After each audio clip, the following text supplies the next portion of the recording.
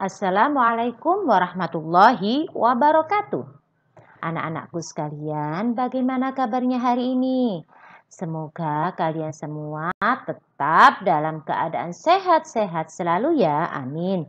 Kali ini pelajarannya tema 8, Bumiku, subtema 3, Bumi, Matahari, dan Bulan, dengan muatan bahasa Indonesia. Anak-anak, kita dapat mengidentifikasi informasi pada teks non-fiksi yang kita baca. Nah, bagaimanakah cara mengidentifikasi informasi pada teks non-fiksi? Berikut caranya. Yang pertama, perkirakan informasi teks hanya dengan memahami makna kata kunci pada judul.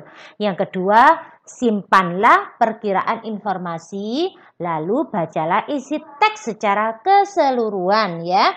Kemudian yang ketiga, temukan informasi berdasarkan gagasan utama dari setiap paragraf pada teks. Dan yang terakhir, yang keempat, rangkumlah informasi sebelum dan sesudah membaca teks. Selanjutnya, menyajikan informasi penting pada teks dalam bentuk visual. Bentuk visual artinya bentuk yang bisa dilihat dan dibaca. Informasi yang telah kita temukan dapat disajikan kembali dalam bentuk visual, artinya bisa dilihat dan bisa dibaca. Salah satu bentuk visual yang dapat disajikan adalah dalam bentuk gambar. Kalian bisa melihat contoh informasi dalam bentuk visual gambar di buku pena halaman 61. Nah, selanjutnya anak-anak menuliskan informasi dalam bentuk peta pikiran.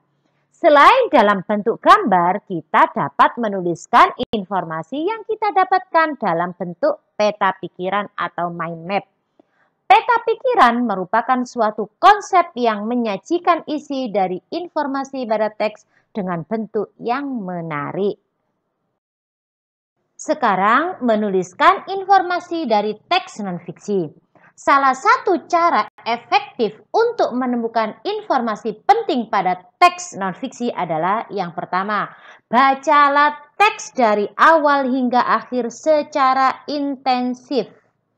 Dua, apabila ditemukan informasi penting, garis bawahi kalimat tersebut agar mudah diidentifikasi. Kamu cari yang penting terus kamu garis bawah. Yang ketiga, setelah itu cobalah untuk menemukan gagasan utama atau kalimat utama dan gagasan pendukung atau kalimat pendukung.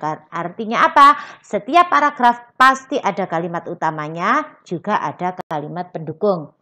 Yang keempat, tulislah informasi yang telah kamu peroleh kembali. Anak-anak menyajikan informasi dalam bentuk visual. Informasi dapat disajikan dalam bentuk visual atau gambar seperti grafik, diagram, dan tabel.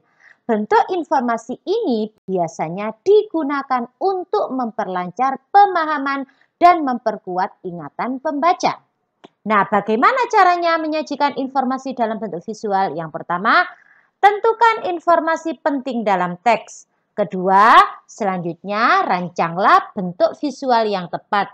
Ketiga, buatlah visualisasi disertai pemilihan warna, lambang, dan bentuknya untuk menginformasikan isi dari sebuah teks. Selanjutnya menceritakan kembali informasi dari teks percakapan. Di dalam teks percakapan terdapat informasi yang disajikan secara bergantian melalui proses tanya jawab. Ketika membaca suatu teks percakapan, pembaca harus memahami setiap kalimat yang ada di dalam teks percakapan tersebut. Nah, bagaimana menceritakan kembali informasi dari teks percakapan? Yang pertama, cermatilah kalimat yang ada pada teks percakapan. Kedua, cermati pula pelafalan dan intonasi, menandai informasi penting, memahami informasi yang disampaikan. Kemudian yang ketiga, tulislah informasi penting tersebut dalam bentuk catatan. Selanjutnya, ceritakan informasi yang kamu peroleh dari teks percakapan tersebut. Alhamdulillahirabbil alamin anak-anak, demikianlah pelajaran tematik muatan bahasa Indonesia kali ini.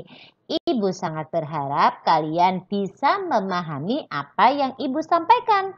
Terima kasih. Assalamualaikum warahmatullahi wabarakatuh. Tetap jangan lupa kerjakan latihan soal sesuai perintah.